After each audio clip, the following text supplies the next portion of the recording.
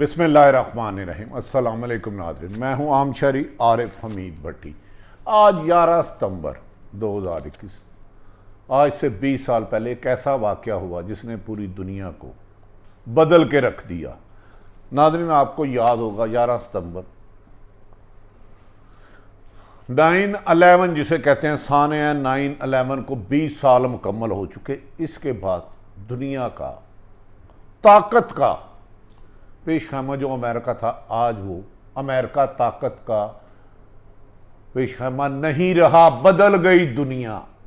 उभरती हुई ताकत चीन ने अमेरिका को बहुत पीछे कर दिया। एक तवील दास्तान है कि चीन अमेरिका जहाँ जहाँ गया जंगों के जरिए कब्ज़ा किया और कभी भी उसको कामयाबी हासिल नहीं हुई, लेकिन उसने जिस मुल्क को चाहा तबाही के रास्ते पे डाला, वहाँ बर्बादी की और कामयाबी कहीं भी उसका मुकद्दर नहीं हुई। यही वजह है नाज़रीन कि कल अमेरिकन सदर जो चीन को हकीर समझता था, हर मुल्क के तरक्की के रास्ते में रुकावट डालता था, जो मुल्क आगे चलना चाहता था उन ममालिक के लिए मुश्किलात पैदा करता था, वहाँ जंग करा देता था, पाबंदियाँ लगा देता था। निज़ाम कुदरत देखे 9/11 जिसके बहाने के बाद उसने अफ़गानिस्तान पर हमला किया। एक दिन पहले अमेरिका के सदर जो बाइडन चीनी सदर से फ़ोन करके मदद की अपील कर रहे हैं। ये गुफ्तगू तवील दुरानिए की रही और तवील तरीन दो मुल्क के रही, जिस पर चीन के प्रेसिडेंट ने अमेरिका को वार्निंग दी कि अब माजी की गलतियां मत दोहराइएगा। नाज़रीन, चीन और अमेरिका के मरासम शुरू से ही कशीदगी की तरफ रहे, लेकिन चीन ने जंग की बजाय, दुनिया पर हमलों करने की बजाय, बमबारी की बजाय, तबाही की बजाय माशी तरक्की को फोकस किया। और आज वो अपने पाँव पे इतना खड़ा हो गया कि मदद मांगनी पड़ी और हालात की कशीदगी को कम करने की तरफ मिन्नत समाजत करनी पड़ी, जिस पर अमेरिकन चीनी सदर ने वाज़िया तौर पे अमेरिका को वार्निंग दी, अगर उन्होंने अपना रवैया चेंज ना किया तो अगर हालात तसादम की तरफ गए तो पूरी दुनिया इस लपेट में आ जाएगी। और एंड पे बताएंगे नाज़रीन कि पाकिस्तान के सियासतदान, एक तरफ तो अफ़गानिस्तान में आज अबूरी हुकूमत की हल्फ़ वफ़ादारी थी, उसे ऐन मौके पर मनसूख कर दिया गया। इसके पसे पर्दा क्या हक़ाइक़ हैं उस पर भी रोशनी डालेंगे कि 3 ममालिक को बुलाया गया था मैं अफ़गानिस्तान में बुरी हुकूमत की ओथ टेकिंग पर वो तीनों नहीं गए और उसे मनसूख कर दिया गया। और उन्होंने कहा कि हम इसी तरह मेहनत करेंगे और जब पूरी हुकूमत होगी फिर ओथ टेकिंग पर बनाएंगे। तो दूसरी तरफ पाकिस्तान के सियासतदान किसकी आस पर इसी साल हम मकाना बात कर रहे हैं कि इलेक्शन का साल है, पीपल्स पार्टी, नून लीग और तमाम जमातें, जबकि इलेक्शन इस साल दूर दूर तक नज़र ही नहीं आते। और इसके पीछे पर्दा कौन वीडियो ला के किसको ब्लैकमेल करना चाहता है, कौन सज़ा से बचना चाहता है। और वज़ीर आज़म पाकिस्तान हर हालात से निबड़ने के लिए फिर मैदान में कूद पड़े और उन्होंने कहा है कि जो जिसने करना है कर ले, किसी के हाथों ब्लैकमेल नहीं होगा। नाज़रीन, हम आ जाते हैं 9/11। आज से 20 साल पहले साने 9/11 को 20 साल मुकम्मल हो गए हैं।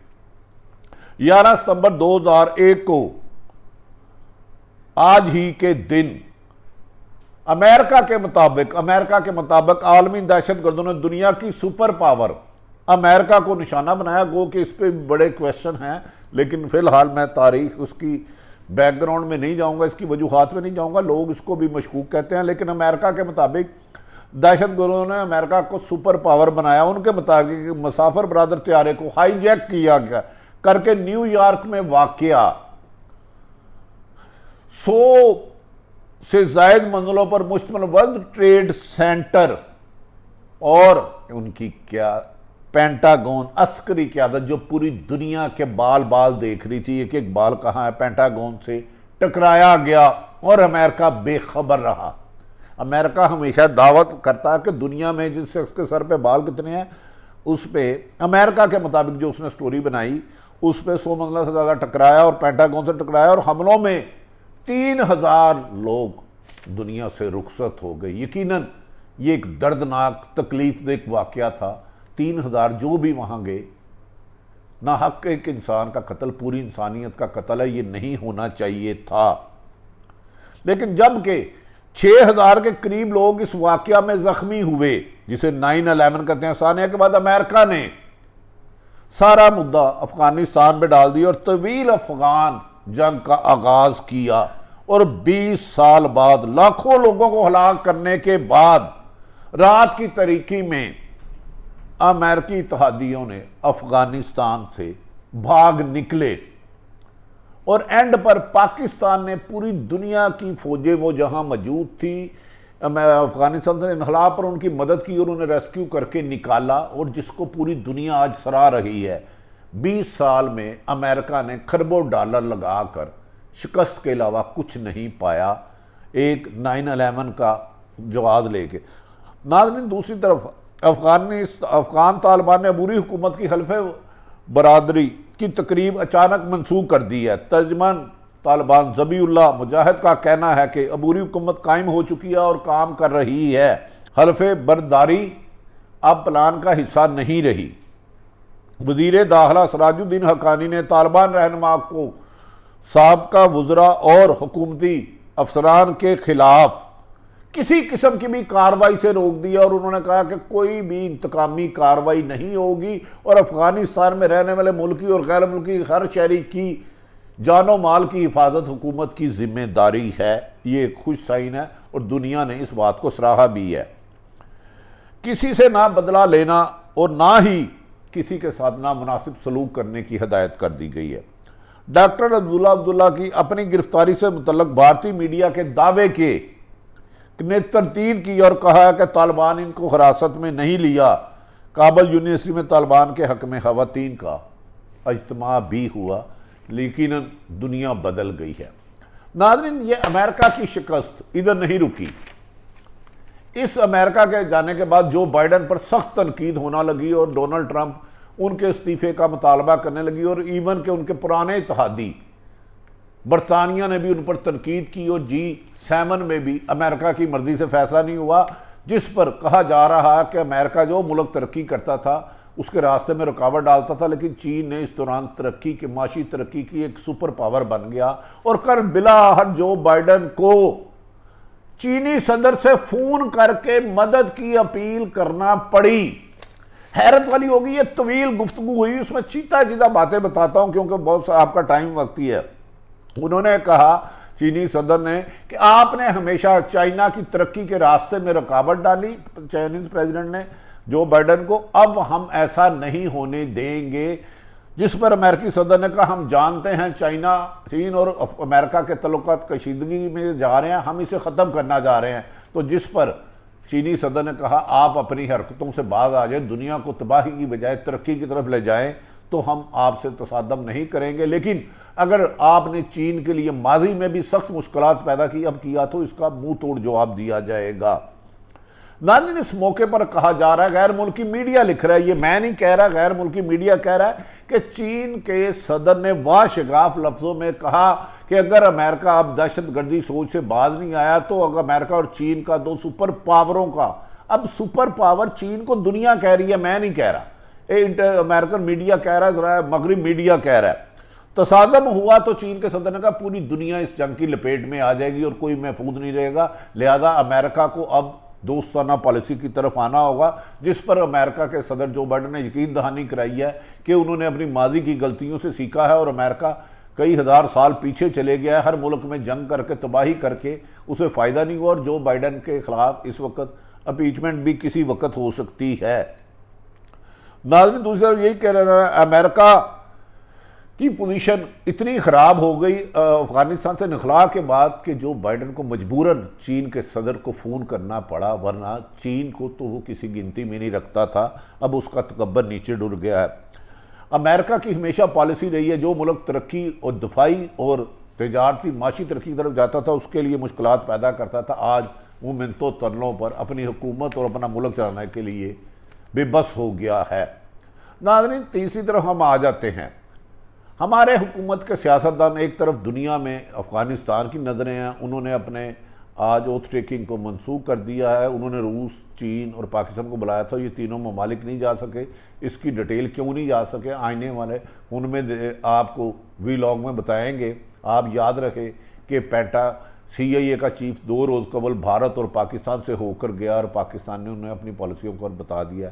तीसरी तरफ हमारी हुकूमत में नाज़रीन इस वक्त कुछ नहीं सीख रही।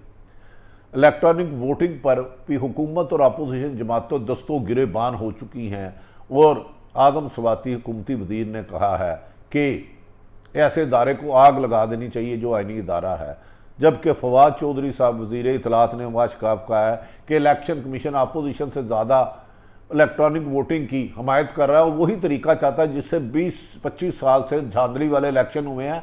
हम इलेक्शन इस्लाहत चाहते हैं लेकिन अपोजिशन इस्लाहत नहीं चाहती।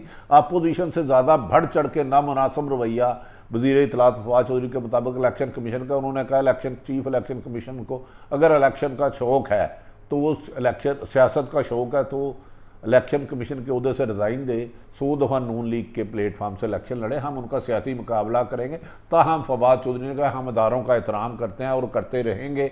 अगर जो भी तरमीम हुई इलेक्ट्रॉनिक वोटिंग या ओवरसीज पाकिस्तान को वोट के हक देने की, वो आइनी तरीके से की जाएगी। और कहा जा रहा है कि आने वाले दिनों में जॉइंट सेशन बुलाकर ये बिल मंजूर किया जाएगा। जबकि ये भी कहा जा रहा है कि चीफ इलेक्शन कमीशन ने नून लीग को यकीन दहानी करा दी है कि वो इलेक्ट्रॉनिक वोटिंग नहीं होने देंगे, जो मर्जी कर लेना, ओवरसीज को वोट का हक देगा। मेरी समझ से बाहर है ओवरसीज को वोट का हक ना देने की मुखालफत इलेक्शन कमीशन क्यों कर रहा है, उसे नहीं करना चाहिए। दूसरी तरफ बिलावल भुट्टो कह रहे हैं कि इसी साल इलेक्शन होंगे और आइंदा हुकूमत पीपल्स पार्टी की होगी। बज़ाहिर इसमें हकीकत नहीं आते, लेकिन मौलाना फजलुर रहमान ने बिलावल भुट्टो को भी अब एस्टैब्लिशमेंट की बी टीम करार दे दिया है। कि निज़ाम कुदरत देखें कि जिसने PDM बनाई, पीपल्स पार्टी का एक मुकाम है, पूरी 3 दफ़ा हुकूमत कर चुके हैं। अब मौलाना फजलुर रहमान उसे PDM का एस्टैब्लिशमेंट का बगल बच्चा कह रहे हैं। जबकि बिलावल भुट्टो कह रहा है कि सिर्फ नून लीग एस्टैब्लिशमेंट से माफ़ी मांग के लिए अपने लिए नारो चाह रही है। और क्योंकि नून लीग आपस में तफरीक का शिकार है, आपस में इंतशार का शिकार है, उसके लोग पीपल्स पार्टी की तरफ आना चाह रहे हैं और हम हुकूमत बनाएंगे। जबकि PTI का दावा है कि आने वाली हुकूमत चारों सूबों में उनकी होगी। नून लीग इंतशार का शिकार और पीपल्स पार्टी का वोट बैंक पंजाब में है ही नहीं। इमरान खान ने एक बात फिर वादिया कर दी कि पाकिस्तान अफ़गानिस्तान के इशू में पाकिस्तान के वक़ार और कौम की इस्लाह मुफाद में फ़ैसला करेगा, किसी दबाव नहीं आएगी। और उन्होंने कहा कि जो मुझे ब्लैकमेल करें, इस साल इलेक्शन होने हैं, इलेक्शन भी वक्त पर होंगे और इलेक्ट्रॉनिक मशीन से होंगे और ओवरसीज पाकिस्तान को हक भी मिलेगा। ताहम ये एक लड़ाई छिड़ चुकी है। हुकूमत, इलेक्शन कमीशन, अपोजिशन और इलेक्शन कमीशन इस वक्त एक पेज पर है। जबकि वज़ीर आज़म इमरान खान साहब मादी में होने वाली धांधलियों का खात्मा करके शफाफ इलेक्शन चाहते हैं। लेकिन मेरे ख्याल में उन्हें अपोजिशन को एतमाद में लेकर तरमीम करनी चाहिए। जॉइंट सेशन भी बनाए सेनेट और कौमी असम्बली का, लेकिन मिलकर अपोजिशन को मिला के धांधली के चैप्टर को हमेशा के लिए बंद करना चाहिए और इसको अपोजिशन को आगे बढ़ के साथ देना चाहिए और अपनी मर्जी के से बेशक तरमीम कराएं, लेकिन इलेक्शन धांधली के बगैर होना चाहिए, वरना फिर लोगों के बच्चे मरेंगे और हारने वाला जीतने वाले पर धांधली इल्ज़ाम लगाएगा और उसकी हुकूमत नहीं चलने देगा। मुल्की इंतशार इस वक्त ज़्यादा इंतशार का मुकम्मल नहीं हो सकता, क्योंकि इंटरनेशनल दुनिया की सतह में सारी नज़रें इस वक्त पाकिस्तान पर है कि पाकिस्तान इस दुनिया को नई जंग से बचा सकता है। चीन और पाकिस्तान की दोस्ती में एक बहुत बड़ा मुआहदा होने वाला, जिससे पाकिस्तान में अरबों डॉलर की इन्वेस्टमेंट होगी और हर पाकिस्तानी को नौकरी और इंसाफ मिलने की उम्मीद है। तो हम सारी सूरत हाल आपके सामने रख दी है। अपने इर्द गिर्द रहने वालों को खुशियों का ख्याल रखें। पाकिस्तान जिंदाबाद।